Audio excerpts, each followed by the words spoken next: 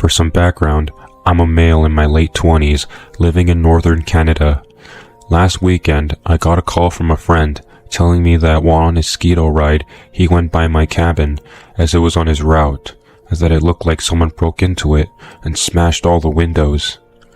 Devastated, I went to my shed to load up my Skeeto and sled with boards and tarp to repair the windows, hopeful to keep some snow out of my cabin until I can properly replace the windows in spring.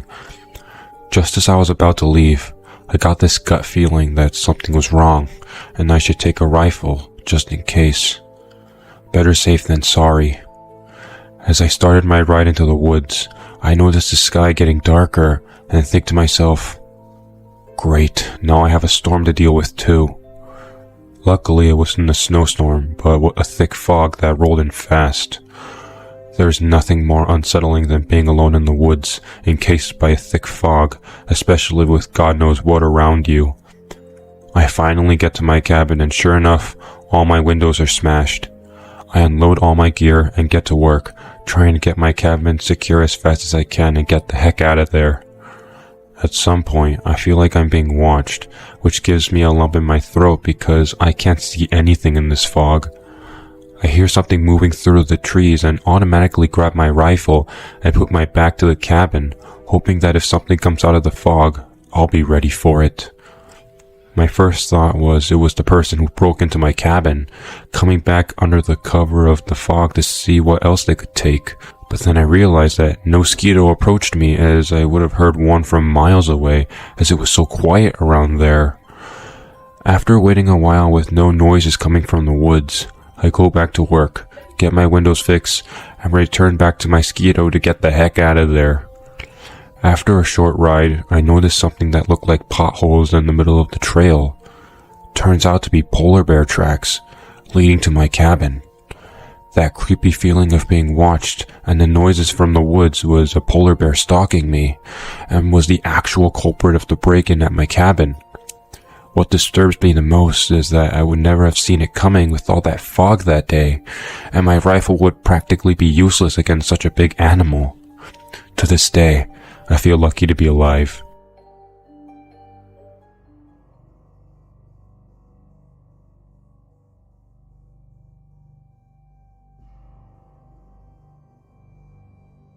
I was 14 at the time of the incident.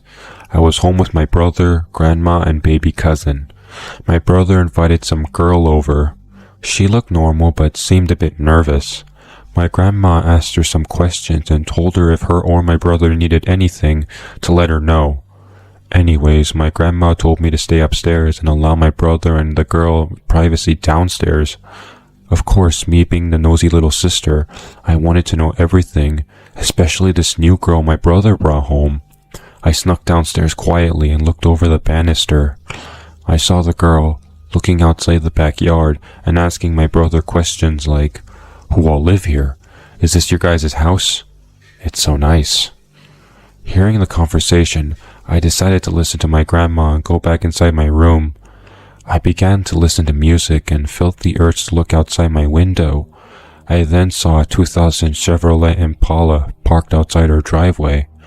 The door was wide open, and it appeared to be a man leaving our home with all our tech items from our home and packing it inside the car.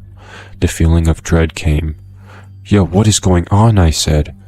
Then, the loud sound of talking was heard downstairs, and my brother said, "Please, you don't have to do this." "Just let us leave if you know what's best," the girl responded. I hurried and ran to my grandma quietly as I can let her know what I saw downstairs and what I heard. She didn't understand the severity of what I was telling her and began to laugh, which made me kind of upset because our life could be in danger. I heard tires screech and saw the Chevrolet Impala speed down the street. I called out to my brother and he said, "Huh?" in a distraught voice. "What's going on? Who was that man outside?" I asked. He didn't reply. I walked downstairs and saw my brother shaking his head in disbelief, looking at where our TV used to be. The police came shortly due to my grandma calling them. We were later informed that my brother and the girl met for the first time that day off a dating app, and of course they met at our home. The girl of course set up the entire robbery. She was just a decoy until her boyfriend came to rob us. But this part I'm about to say makes my blood run cold. The guy who robbed us held my brother at knife point and said if he didn't comply, he would stab all of us upstairs as a punishment for him getting in the way. The cop asked my brother to give him a description, but he didn't. Later that day, we then heard a truck park on the side of our house. Whoever was in it yelled and threw a glass bottle down and drove off. I'm not sure if it was the same man who robbed us, but it terrifies me nevertheless. I'm grateful nothing happened to my brother or my family. If it goes to show you, you can't trust everyone.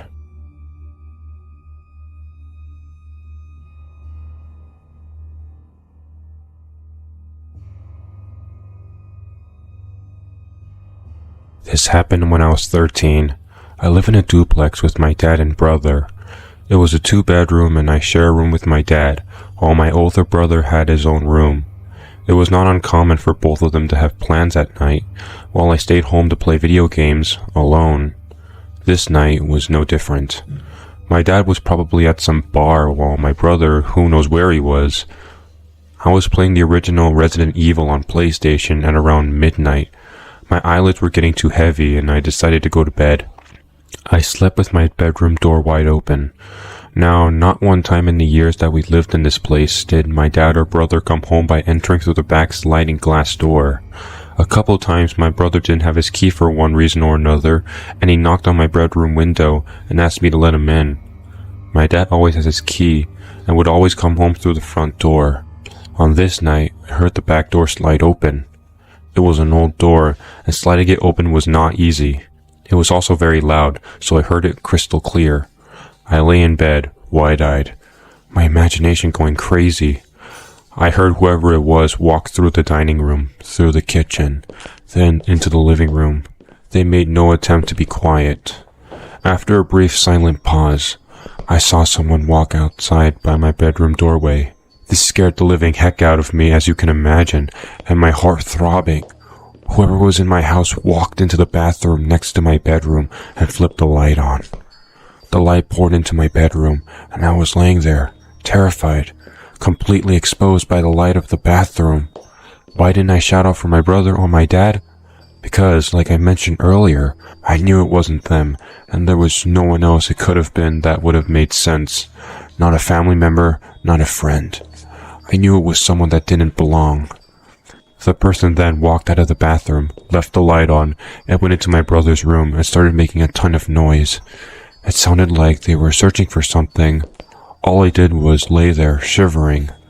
After a few more minutes, the person walked by my bedroom again. I expected at any moment the stranger would walk into my room, but they didn't. I heard them making noise in the living room, walking around, huffing and puffing. Then they started walking back and forth by my bedroom repeatedly, into the bathroom and back out and over and over. At the time, I was 100% sure they were messing with me for some reason. They knew I was there, whoever they were. I heard the person making noise. By this, and by the huge figure I saw walking back and forth, I knew it was a man. They continued walking each room except the one I was in. Then suddenly, I heard them walk back through the door, to the back sliding door, open it, and then leave. I lay there in bed, terrified, wondering what the heck just happened. After a while, out of sheer exhaustion, I fell asleep. In the morning, I found out my dad and brother were home. I have asked them both dozens of times and they both promised it wasn't them. Plus again, why the heck would they go through the back door and then leave again through the back door again? It was 21 years ago. I'll never know who it was or why they were there. Nothing was missing either. What really makes me wonder to this day, why the heck did they never come into my bedroom?